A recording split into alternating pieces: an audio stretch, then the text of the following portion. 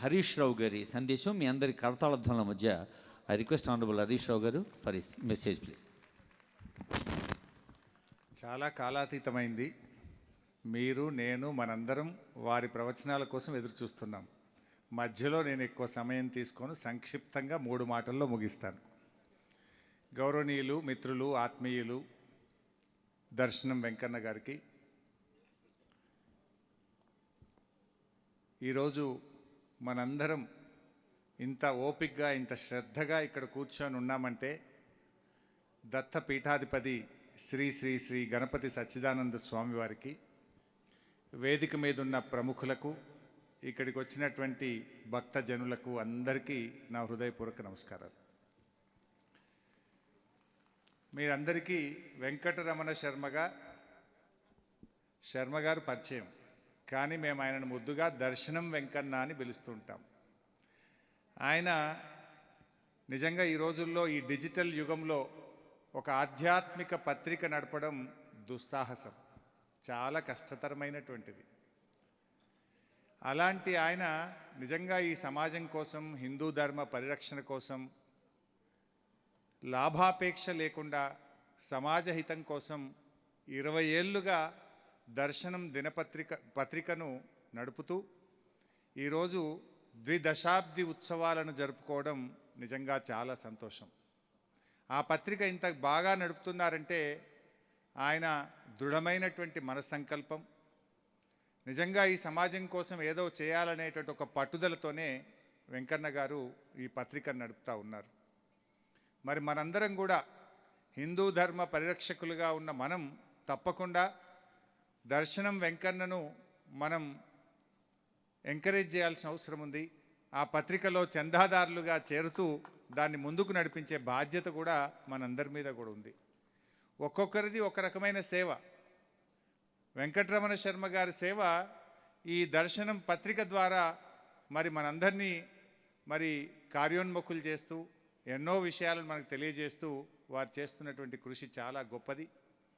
ఒక దశాబ్ద క్రితం, దాదాపు 10 ఏళ్ల క్రితం తెలంగాణ రాష్ట్ర తొలి ముఖ్యమంత్రి గారు ఒక వార్షికోత్సవానికి వారు స్వయంగా హాజరై వారు ఈ కార్యక్రమంలో పాల్గొన్నారంటే వెంకన్న గారి గొప్పతనం, ఆయన కృషిని మనం చెప్పక తప్పదు.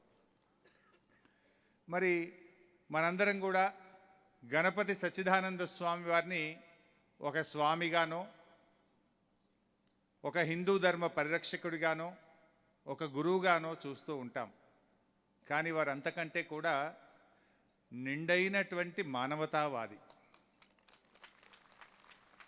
మానవ సేవయే మాధవ సేవ అని 100కు 100% నమ్మడమే కాదు, తన జీవితంలో ఆచరించి చూపిన గొప్ప మహనీయులు మన గురూజీ గారు.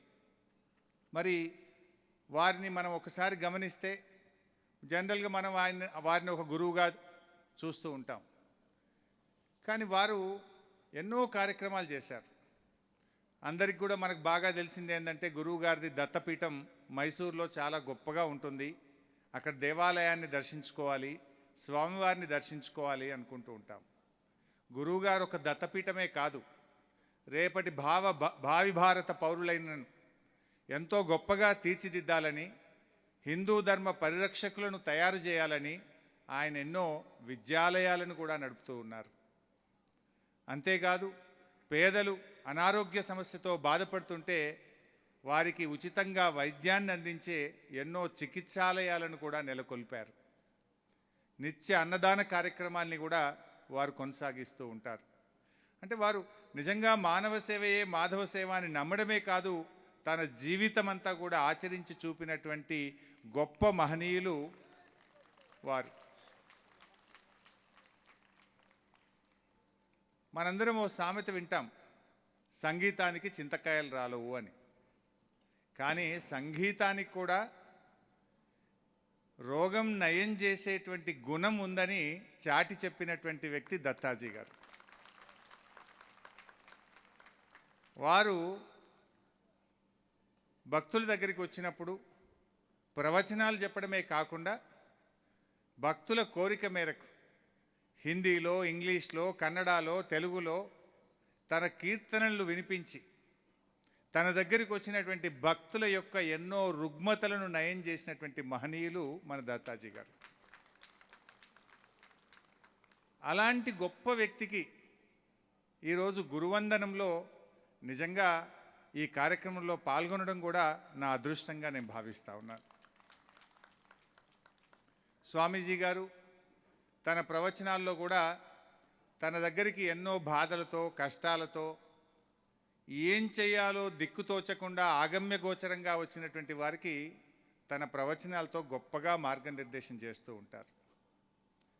నేనొక్కడినే ప్రయత్నం చేస్తే కార్యసిద్ధి సాధ్యమవుతుందా అని అనుకునేటువంటి వాళ్లకు వారు ఎంతో గొప్పగా సందేశం ఇస్తుంటారు. చినుకు చినుకు కలిస్తేనే చెరువు నిండుతుంది, చినుకు సిగ్గుపడితే చెరువు నిండుతుందా అన్నట్టు మరి మానవులందరూ కలిసి చెయ్యి కలిపితే తప్పకుండా సమసమాజ స్థాపన సాధ్యమవుతుంది, సమాజ హితం కోసం పనిచేయగలుగుతామని కూడా వారు మనకు బోధిస్తూ ఉంటారు. అంతేకాదు, జనరల్గా మనం సమస్యలంటే భయపడుతుంటాం. సమస్యను మీరు సమస్యగా చూడకండి, సమస్యను సంతోషంగా స్వీకరించండి, ఆ సమస్య ఇంకా మీకు దూరం అవుతుంది అని వారు బోధిస్తూ ఉంటారు. సమస్యను ఒక సమస్యగా చూడకండి, సమస్యను సంతోషంగా స్వీకరిస్తే ఇక సమస్య ఎక్కడుంటుంది అని కూడా వారి బోధనలో మనం వింటూ ఉంటాం. అలాగే మరి మనం వారి ఈ వయసులో వారి 82 సంవత్సరాల వయసు వారిది, ఇంత ఓపికగా మరి మనం మన కోసం ఇవాళ ఈ దర్శనం వెంకన్న గారి ఆహ్వానంతో ఈ హైదరాబాద్కు వచ్చి మనందరికీ ప్రవచనాల్ని వారి కీర్తనలు అందించడానికి వచ్చేసినటువంటి వారికి మరొకసారి పాదాభివందనం తెలియజేస్తూ సెలవు. ధన్యవాదాలు సార్. స్వామీజీ